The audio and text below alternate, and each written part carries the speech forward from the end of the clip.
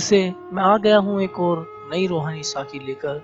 इस साखी में आपको पता चलेगा कुसंग का प्रभाव।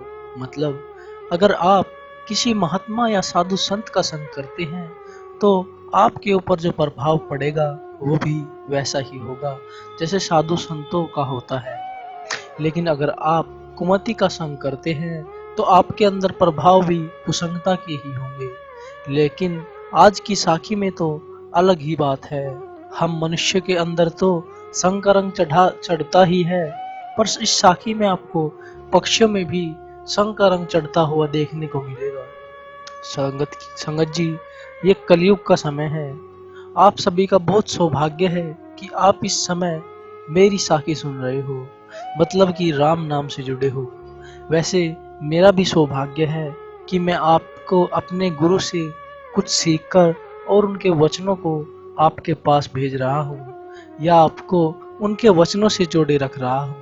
तो चलिए आज की रूहानी साखी को शुरू करता हूँ। लेकिन शुरू करने से पहले आप वीडियो को लाइक जरूर कर लेना, क्योंकि आपको पता है कि मेरी साखी इतनी अच्छी होती है कि इसलिए आप भावनाओं में डूब जाते हो और लाइक सब्सक्राइब करना भूल जाते हैं। तो अभी कर लो, तब तक मैं साखी को शुरू करता हूँ।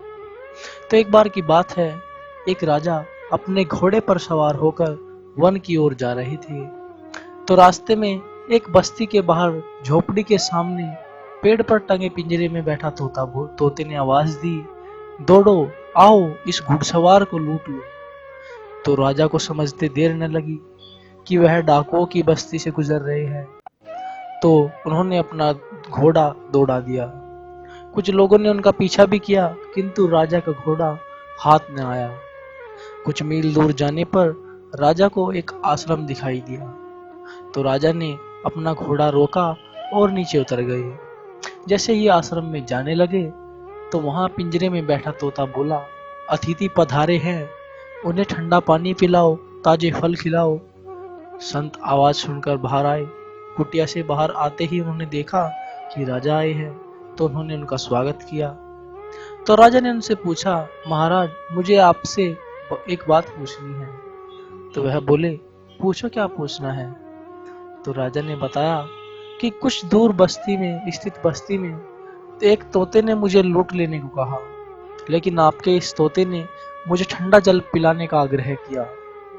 लेकिन मेरे ये समझ नहीं आ रहा कि इन तोतों के स्वभाव में इतना अंतर कैसे आ गया। तो संत ने बताया, राजन, ये दोनों तोते एक ही माता पिता की संतान हैं, लेकिन एक तोते को तो एक डाकू ले गया, इसलिए वह उनके कुसंगता के प्रभाव के कारण वह हिंसक प्रवृत्ति का हो गया, परंतु दूसरा तोता हमारे आश्रम में रह गया, इसलिए यहाँ यह सत्संग की बातें सुनकर इसके मन में अच्छा ही प्रभाव पड़ता है, इसलिए ही यह अच्छी अच्छी बातें बोलता है।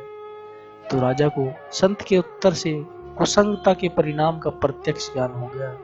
तो संगत जी, अब आप खुद ही देख सकते हो कि कैसे गलत का संग करने वाला तोता भी गलत ही हो गया। तो ये साखी आपको कैसी लगी? मैं आशा करता हूँ कि साखी अच्छी ही लगी होगी या फिर इससे कुछ नया सीखने को भी मिला होगा। अगर साखी अच्छी लगी हो तो लाइक कमेंट शेयर जरूर करना, और अगर आप ऐसी ही रूहानी साखियाँ रोज सुनना पसंद करते हो तो मेरे इस चैनल को सब्सक्राइब जरूर करो, क्योंकि इस चैनल पर रोज नई नई साखी भजन सत्संग आते रहते हैं। तो आखिर में आप सभी का बहुत बहुत धन्यवाद कि आपने अपना कीमती समय निकाल कर मेरी साखी सुनी। तो चलिए मिलते हैं कल किसी और नई साखी में, तब तक के लिए टेक केयर।